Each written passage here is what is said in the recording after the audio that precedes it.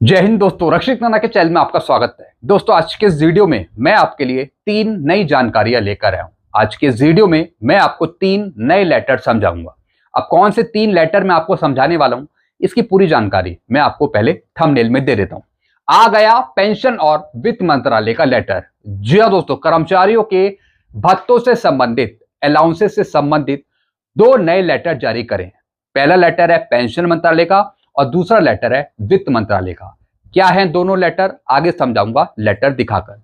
18 महीने के DA arrear के भुगतान से संबंधित एक और नया लेटर जारी करा है। जी हां दोस्तों, रेलवे की तरफ से, पूर्वोत्तर रेलवे की तरफ से एक नया लेटर जारी हुआ है और ये लेटर संबंधित है 18 महीने के डीए के एरियर से। क्या है पूरा लेटर, आगे समझाऊंगा। खुशखबरी उन कर्मचारियों के लिए जिनके भत्ते को बढ़ा दिया है, जिनके अलाउंसेस को रिवाइज कर दिया है। मैं किन कर्मचारियों की बात कर रहा हूं, कौन से भत्ते आपके बढ़ गए, इसकी पूरी जानकारी मैं आपको आगे दूंगा कुछ लेटर दिखाकर। पेंशन और वित्त मंत्रालय के 2 जबरदस्त आदेश जारी। तो दोस्तों, लेटर दिखाकर आगे बात करूंगा, इसलिए वीडियो को आप शुरू से लेकर आखिरी तक देखिएगा। जानकारियों में आगे बढ़ने से पहले एक छोटी सी अपील मैं आपसे करूंगा। अगर आप कंटिन्यू मेरे वीडियो देख रहे हैं या फिर चैनल पे पहली बार विजिट कर रहे हैं, अगर आपने अभी तक चैनल को सब्सक्राइब नहीं किया तो फटाफट सबसे पहले आप चैनल को सब्सक्राइब कर लीजिएगा, वीडियो को पॉज करके, और लास्ट में वीडियो देखने के बाद वीडियो को शेयर, लाइक और हाइप भी कर दीजिएगा, क्योंकि ऐसी जानकारियां, ऑथेंटिक जानकारियां, नए लेटरों की जानकारियां, 8 सीपीसी की जानकारियां, पेंशन की जानकारियां आपको मिलती रहती हैं मेरे चैनल के माध्यम से, वीडियो के माध्यम से। चलते हैं दोस्तों पहली जानकारी की तरफ। पहली जानकारी है, आ गया पेंशन मंत्रालय का लेटर 30 जून 2026 का। जी हां दोस्तों, डीओपीटी की तरफ से, पेंशन मंत्रालय की तरफ से 30 जून 2026 का एक लेटर जारी करा है। और दोस्तों, इसका सब्जेक्ट है revision of rate of children education allowance and hostel subsidy allowance consequent upon enhancement of DNS allowance. यानी डीएनएस अलाउंस जो आपका बढ़ा, जो आपको डीएनएस अलाउंस बढ़ा हुआ दिया जा रहा है, जो डीएनएस अलाउंस बढ़ रहा है, तो दोस्तों उसी के कारण चिल्ड्रन एजुकेशन अलाउंस जो है उसको यहां पे बढ़ाया गया है, या फिर जो हॉस्टल सब्सिडी अलाउंस है उसको यहां पे बढ़ाया गया है। यानी जो अलाउंसेस के रेट हैं उसको रिवाइज करा गया है कर्मचारियों के भत्तों से संबंधित। अब दोस्तों, क्या है पूरा लेटर, ये मैं आपको हिंदी में समझाता हूं नीचे। अब संशोधन का क्या कारण है, किस वजह से रेट को रिवाइज करा गया है, ये लेटर क्यों निकालना पड़ा पेंशन मंत्रालय को। अब दोस्तों यहां पे देखिए, महंगाई भत्ते डीए में बढ़ोतरी के कारण यह बदलाव हुआ है। जी हां दोस्तों, जैसा आपको बताया, आपको हर एक 6 महीने में बढ़ा हुआ डीएडीआर दिया जाता है। अब जैसे ही डीए बढ़ता है तो दोस्तों आपके कुछ अलाउंसेस बढ़ जाते हैं। तो दोस्तों उसी के संबंध में, यानी डीए बढ़ने के कारण जो अलाउंसेस हैं उसमें बढ़ोतरी करी है, जो रेट्स हैं उसको रिवाइज करा है। सबसे पहला अलाउंस है चिल्ड्रन एजुकेशन अलाउंस, जो बच्चों के लिए दिया जाता है। अब 2,812 रुपए प्रति महीना प्रति बच्चा मिलेगा। कर्मचारी का वास्तविक खर्च चाहे जो भी हो, यह तय राशि मिलेगी। जी हां दोस्तों, चिल्ड्रन एजुकेशन अलाउंस कितना मिलेगा, 2,812.50 पैसे। फिर हॉस्टल सब्सिडी अलाउंस, अब यह मिलेगा 8,437.50 पैसे। यह भी प्रति महीना प्रति बच्चा मिलेगा। यदि वास्तविक रहने खाने का खर्च इससे कम है तो वास्तविक खर्च के बराबर यही राशि मिलेगी, यानी दोनों में से जो भी कम हो वो प्राप्त होगा।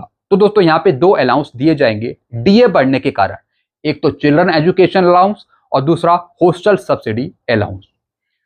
फिर क्या लिखा है, अन्य नियम, बाकी सभी नियम और शर्तें पुराने नियम 17/7/2018 और 25 अप्रैल 2024 के सरकारी आदेशों के अनुसार ही रहेगी। जी हां दोस्तों, जो बाकी नियम है वो बिल्कुल वैसे ही रहेंगे जैसे कि पुराने लेटर थे, जुलाई 2018 का या फिर अप्रैल 2024 का।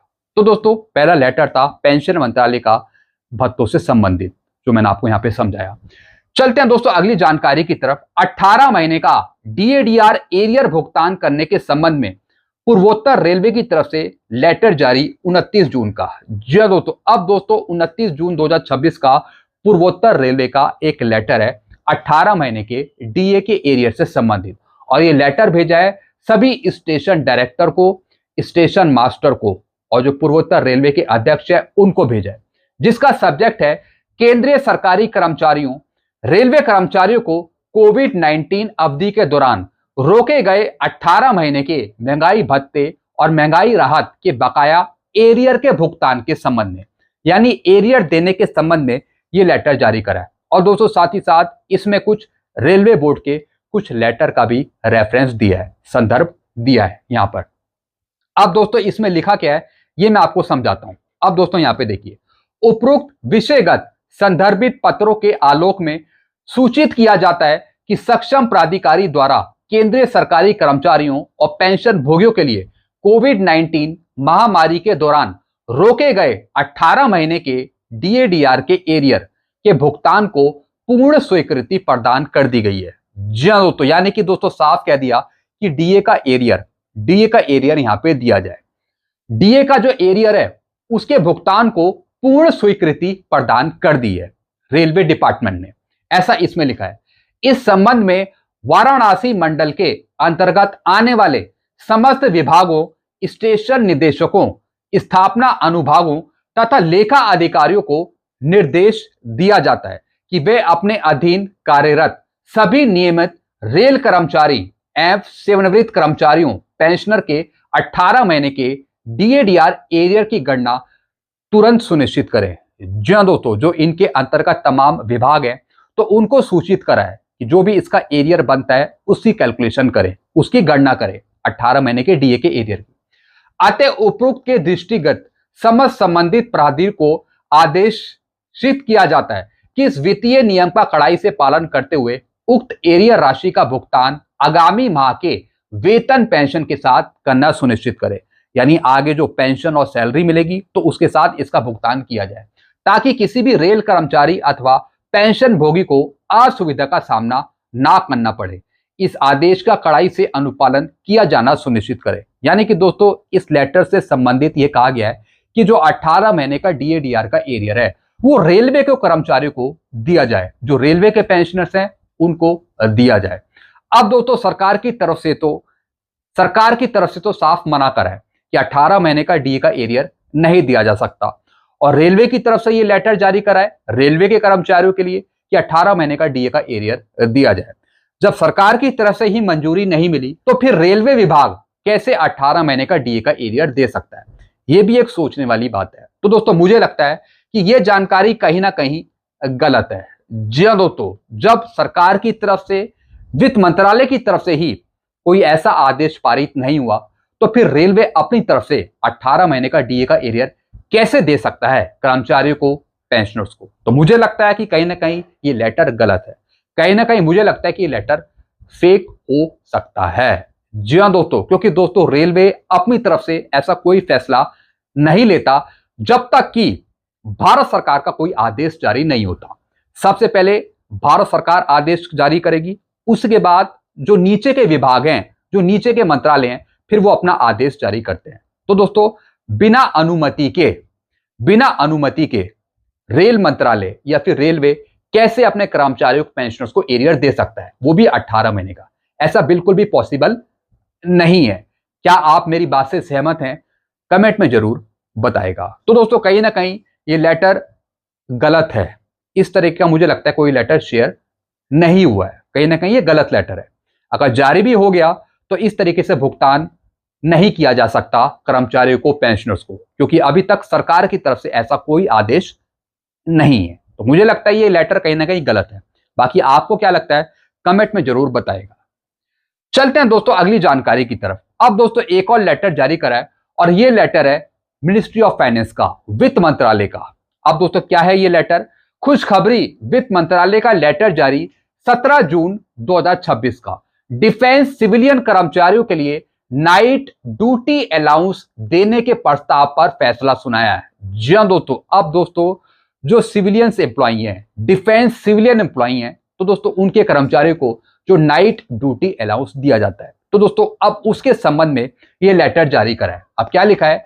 गैर राजपत्रित तथा रक्षा नागरिक कर्मचारियों को नाइट ड्यूटी अलाउंस देने के संबंध में रक्षा मंत्रालय का प्रस्ताव। और दोस्तों ये लेटर बिल्कुल सही लेटर है, रियल लेटर है वित्त मंत्रालय का 17 जून 2026 का। Proposal of ministry of defence regarding night duty allowance to non gazetted defence civilian employ. जी हाँ दोस्तों, मिनिस्ट्री ऑफ डिफेंस का एक प्रपोजल है नाइट ड्यूटी अलाउंस देने के संबंध में, वो भी डिफेंस सिविलियंस को। जी हाँ दोस्तों, जो नॉन गैजेटेड डिफेंस सिविलियन कर्मचारी हैं उनको नाइट ड्यूटी अलाउंस देने के संबंध में। अब दोस्तों इस पूरे लेटर में लिखा क्या है ये मैं आपको हिंदी में समझाता हूं ताकि दोस्तों आप सही ढंग से समझ पाए। रक्षा मंत्रालय का मूल प्रस्ताव, रक्षा मंत्रालय का एक प्रपोजल है। रक्षा मंत्रालय ने वित्त मंत्रालय से निम्नलिखित 3 बातों की मंजूरी मांगी थी। जी हां दोस्तों, मिनिस्ट्री ऑफ डिफेंस ने वित्त मंत्रालय से 3 मांगों पर मंजूरी मांगी थी। अब कौन सी दोस्तों वो 3 मांगे थी?